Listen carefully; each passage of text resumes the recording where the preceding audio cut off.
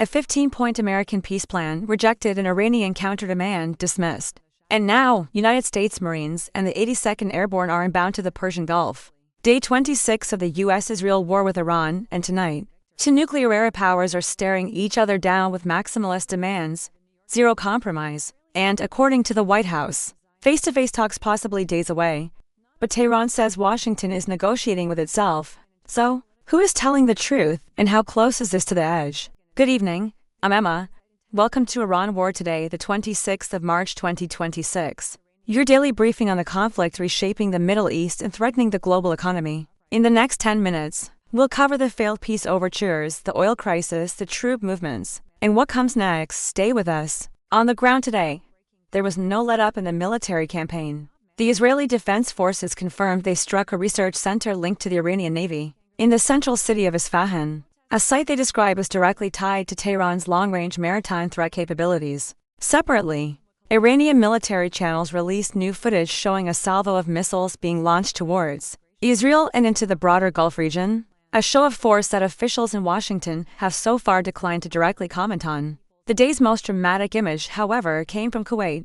A drone struck a fuel tank at Kuwait International Airport, triggering a massive fireball visible for miles. Reports also came in of strikes in northern Israel, Jordan, and Bahrain, a sign that the theater of conflict continues to widen far beyond the Iran-Israel border. Israel, meanwhile, continued its relentless campaign in southern Lebanon and the southern suburbs of Beirut. Hezbollah confirmed retaliatory strikes on Israeli troop positions inside Lebanese territory. At the center of today's diplomatic drama is a reported 15-point plan, drafted by the White House and communicated to Iranian officials through mediators based in Pakistan.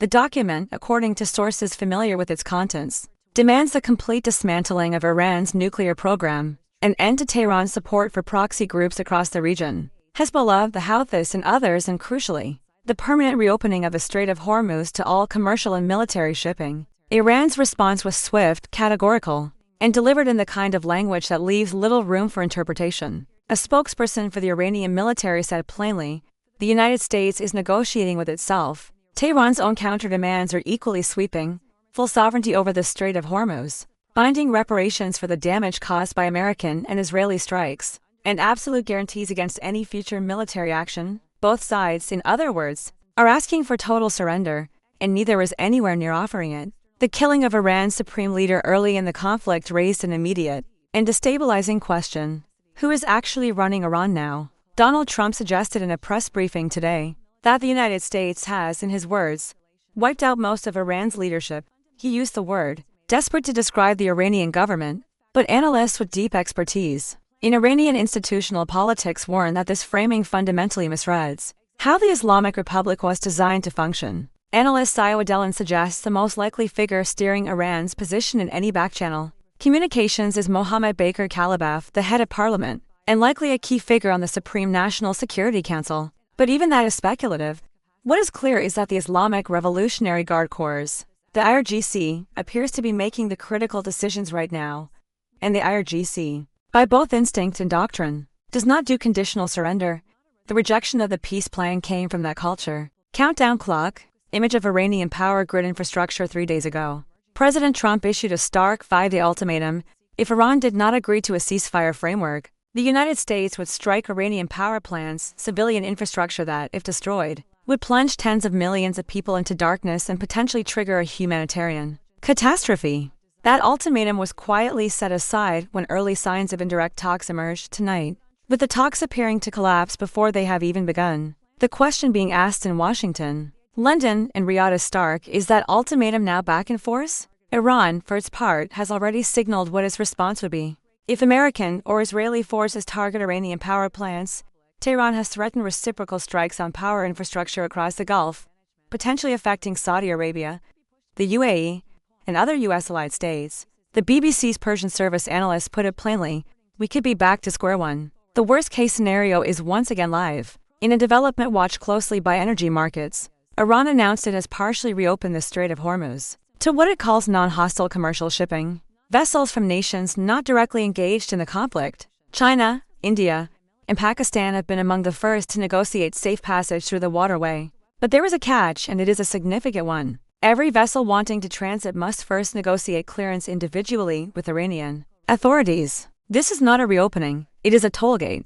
Our economics editor Faisal Islam noted today that some tankers, even those granted passage, appear to be hugging the Iranian coastline, strongly suggesting they have received either explicit permission or paid some form of informal fee. For a supertanker carrying millions of barrels of crude, the per-barrel cost of that toll may be relatively modest, but the precedent it sets is enormous. Iran is asserting sovereign control over one of the world's most critical shipping lanes, and the world is, for now, quietly paying. For the first time in over a week, the price of a barrel of crude oil fell below $100 today, a brief exhale for markets that have been living on the edge of a full-scale energy crisis. But the relief was short-lived and the volatility remains extreme. Larry Fink, chief executive of BlackRock, which manages over $14 trillion in assets globally, told the BBC today that if conflict continues and Iran remains a threat to trade in the Strait, the world could face years of oil prices between $100 and $150 a barrel. And if that scenario materializes? His answer was blunt: global recession. Economics editor described the current market as averaging out to extreme scenarios, a catastrophic escalation pushing prices to $150, and a de-escalation bringing them sharply down. The uncertainty itself is a problem, investment is freezing, planning is impossible, and fuel rationing has already begun in parts of Asia. For European households watching oil prices at the pump, the pain is already real. But energy industry leaders are now warning that the physical supply crunch, not just the price shock, could reach Europe as early as next month. The CEO of Shell, Valsawan, addressed a major industry conference in the last 24 hours and delivered a stark message. It is the physical molecules, actual gas and fuel, that are now being disrupted in Asia, and Europe could face similar shortfalls if the conflict extends into April. As diplomacy sputters, military escalation continues quietly in the background. United States Marines are inbound to the region, and elements of the 82nd Airborne Division, one of America's premier rapid deployment forces, are also on their way. BBC International editor Jeremy Bowen offered two interpretations of these movements. Either Washington is using the deployment as leverage, a visible stick to accompany the diplomatic carrot, or these troops represent the next phase of military action if no deal is reached. The operation most frequently discussed in intelligence and military circles is a potential seizure of Karg Island, Iran's principal oil export terminal. Taking the island would not destroy Iran's economy overnight, but it would put an immediate stranglehold on the regime's primary source of hard currency. Bowen was measured but clear. 5,000 Marines and several thousand paratroopers are formidable enough to take an island. Holding it, however, against a motivated and well-prepared Iranian defense force is an entirely different proposition. Donald Trump today said the killing of Iran's supreme leader, and much of the senior leadership, amounts to regime change. Jeremy Bowen, one of the most experienced Middle East journalists of his generation, offered a corrective that matters enormously for understanding what comes next. Iran, he explained, was not built like Iraq under Saddam Hussein or Libya under Gaddafi, systems of personal power that collapsed when the man at the top was removed.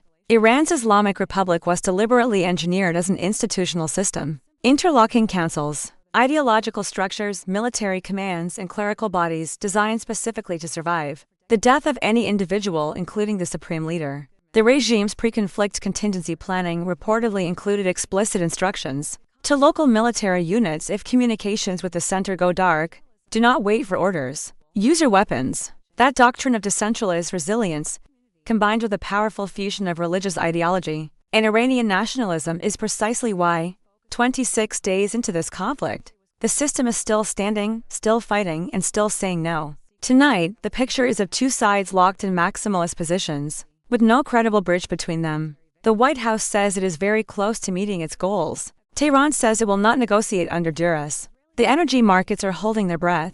Troops are moving, and a 5-day ultimatum that was briefly shelved may be about to come back into force. We are not at the end of this conflict. We may not even be at the beginning of the end. That is Iran War Today for day 26. Thank you for watching on YouTube, TikTok, Sounds, or wherever you follow us. We will be back tomorrow with the latest developments as they break. If you found this briefing valuable, please subscribe and share. Until tomorrow, stay informed, stay safe,